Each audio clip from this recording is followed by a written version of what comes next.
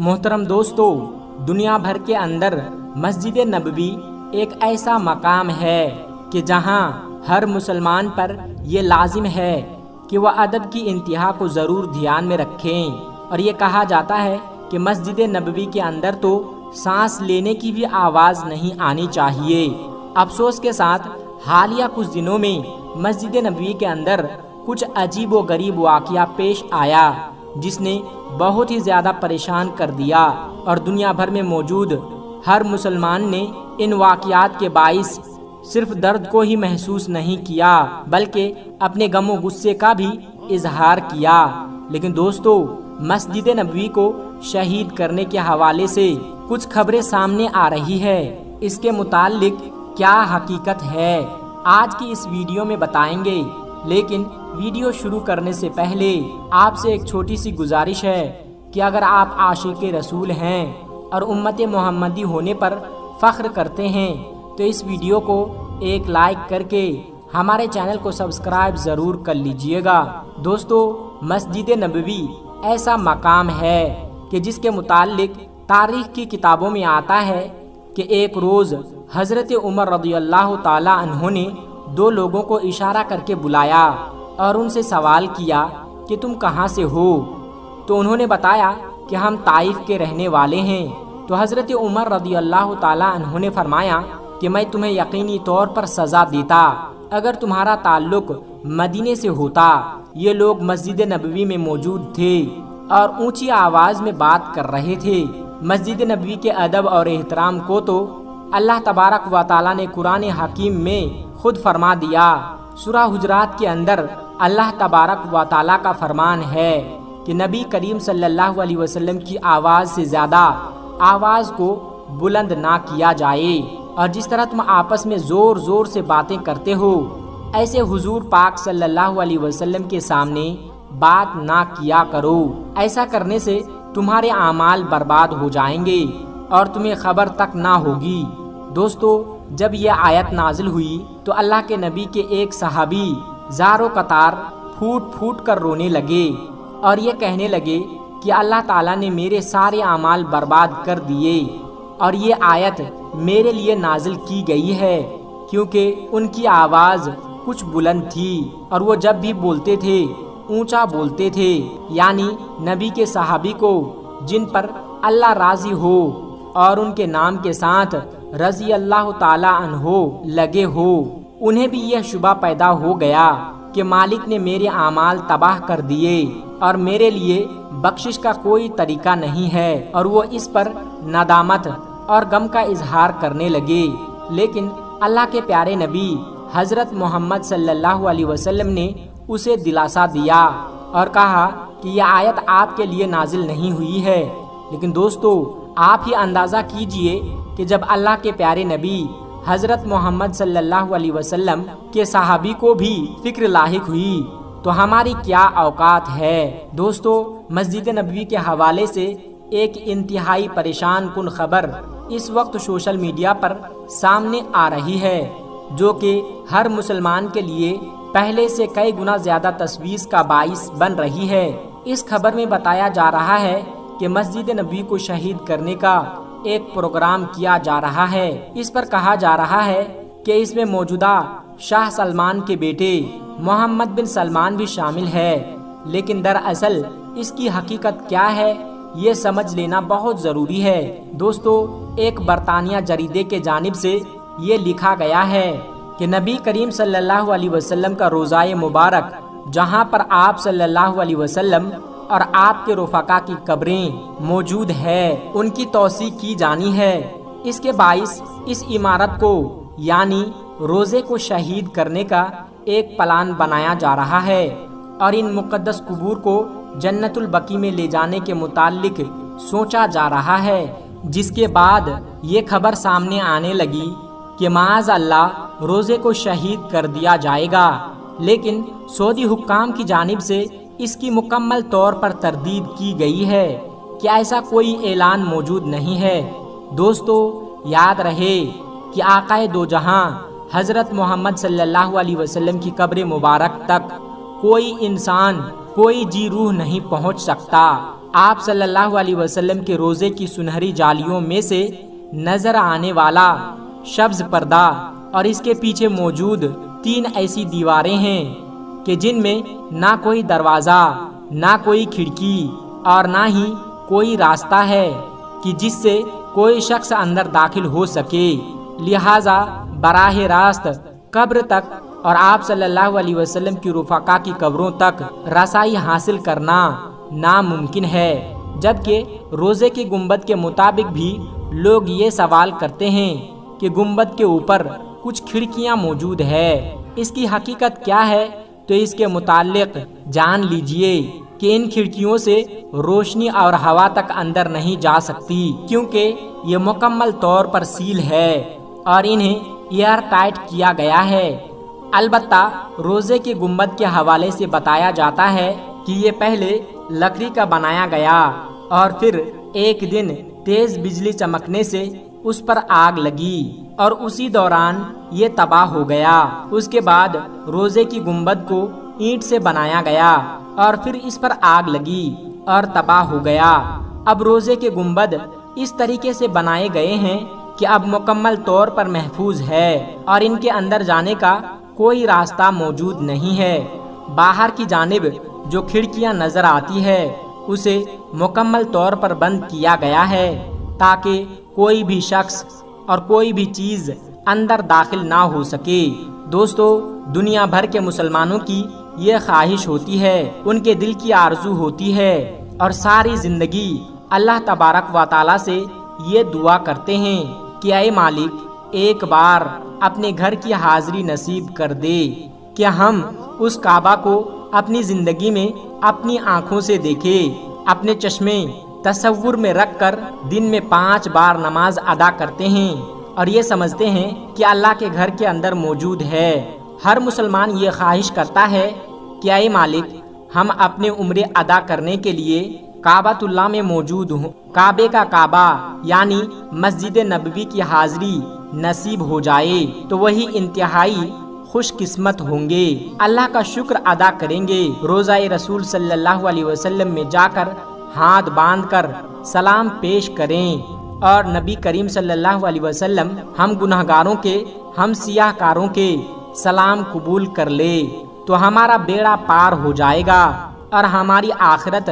بالکل آسان ہو جائے گی اور ہمارے لیے تمام مشکلیں ختم ہو جائے گی۔ اللہ تبارک و تعالیٰ سے دعا ہے کہ وہ ہم سب کو اپنے گھر کی حاضری نصیب کرے اور روضہ رسول صلی اللہ علیہ وسلم کی حاضری بھی ہماری قسمت میں لکھ دے، آمین ثم آمین۔ لگ بھگ 18,000 دنیاؤں، پلانٹس، گرہ اور کائنات یعنی یونیورس کو پیدا کرنے سے پہلے جب کچھ بھی نہیں تھا تو صرف ایک ذات موجود تھی اور وہ اللہ تبارک و تعالیٰ کی ذات تھی۔ تب اللہ تبارک و تعالیٰ کی ذات نے یہ چاہا کہ میری ذات کے علاوہ کوئی ایسا ہو جو میری شان و شوکت اور میری طاقت کو پہچانے اور میری تعریف کرے، تو اللہ تبارک و تعالیٰ نے اپنے ہی نور میں سے سب سے پہلے اپنے محبوب کے نور کو پیدا کیا۔ بس جیسے ہی یہ نور پیدا ہوا تو اس نور نے اپنے پیدا کرنے والے رب کی بڑائی کو جان کر اس کی تعریف کرنے لگا اور یہ نور اسی طرح لاکھوں سال تک اپنے پیدا کرنے والے یعنی اللہ تبارک و تعالیٰ کی تعریف کرتا رہا اور اس طرح لاکھوں سال گزر گئے تو اللہ تبارک و تعالیٰ کو اس نور یعنی نور محمدی کے تعریف کرنے کا یہ انداز اس طرح پسند آیا کہ اللہ تبارک و تعالیٰ نے اپنے محبوب کے نور کو اونچا مرتبہ دینا چاہا تو اس وقت اللہ تبارک و تعالیٰ نے ایک حکم جاری کیا اور اللہ تعالیٰ کے حکم سے 12 پردے تیار ہو گئے اور جب یہ 12 پردے تیار ہو گئے تو یہ نور اسی طرح ان 12 پردوں کے اندر رہ کر اللہ تبارک و تعالیٰ کی تعریف کرتا رہا۔ اللہ کے حکم سے جو 12 پردے تیار ہوئے ان پردوں کے نام یہ ہیں: نمبر 1 حجاب قدرت، نمبر 2 حجاب عزت اور نمبر 4 حجاب غیب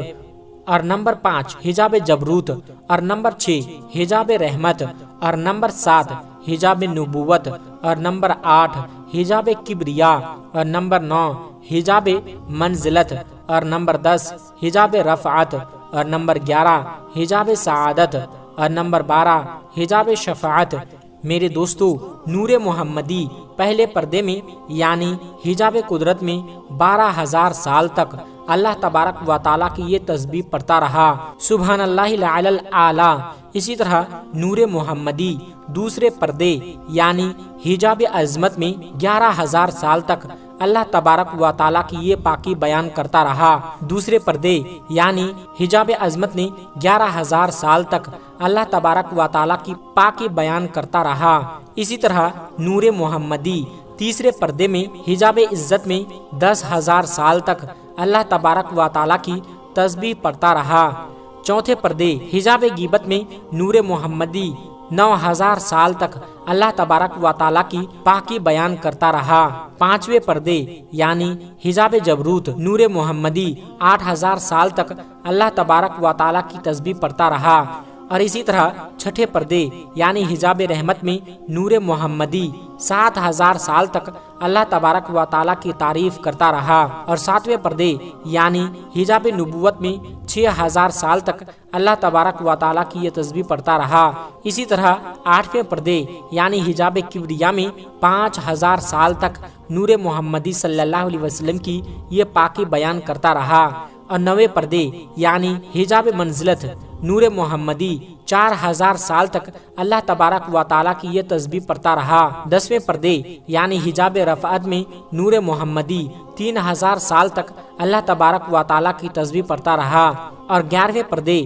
یعنی حجاب سعادت میں 2,000 سال تک نور محمدی صلی اللہ علیہ وسلم کی یہ تعریف بیان کرتا رہا۔ ان 12 پردوں کے اندر ہزاروں سال تک یعنی حجاب شفاعت میں 1,000 سال تک نور محمدی اللہ تعالیٰ کی پاکی بیان کرتا رہا۔ دوستو، اسی طرح یہ نور ان 12 پردوں کے اندر اپنے رب کی تسبیح بیان کر کے اپنے رب کی بڑائی بیان کرتا رہا۔ اور اسی طرح یہ نور لگاتار ان 12 پردوں کے اندر ہزاروں سال تک اپنے رب کی تعریف بیان کرتا رہا اور ان کی پاکی بیان کرتا رہا۔ بس جب ان نور کو پیدا کرنے والے پروردگار نے ان 12 پردوں کے اندر بھی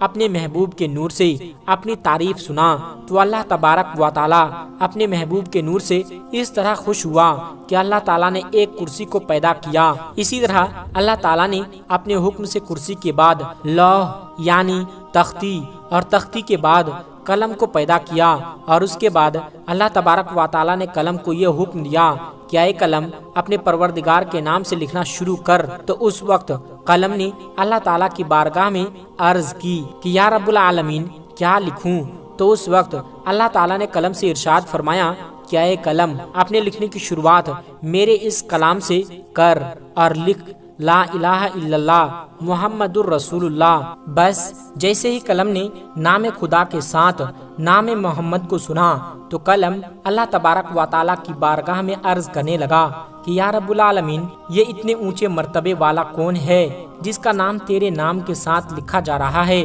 تو اس وقت اللہ تبارک و تعالیٰ نے قلم سے یہ ارشاد فرمایا کہ اے قلم اگر تو جاننا چاہتا ہے تو اس بات کو جان لے اور اس نور کی شان کو پہچان لے، یہ میرے محبوب ہیں،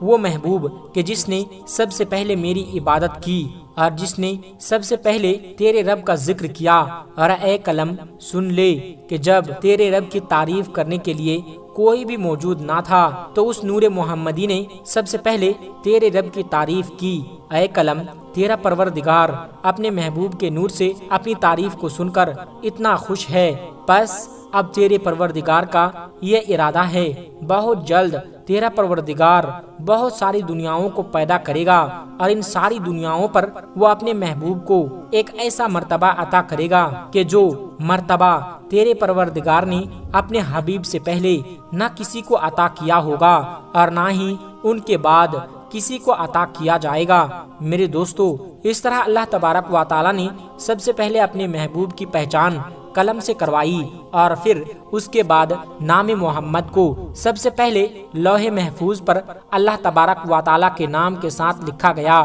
اور یہ نام محمد 4,000 آسمانی سال تک لوح محفوظ پر نور کی طرح چمکتا رہا۔ میرے دوستو، اسی طرح لوح و قلم کو پیدا کرنے کے بعد اللہ تبارک و تعالیٰ نے اپنے محبوب کے نور میں سے بہت ساری دنیاؤں کو پیدا کرنے کا ارادہ فرمایا تو اس وقت اللہ تبارک و تعالی نے ایک حکم جاری کیا اور اللہ تعالیٰ کے حکم سے نور محمدی 5 حصوں میں بٹ گیا۔ چنانچہ اللہ تبارک و تعالی نے اپنے حبیب کے نور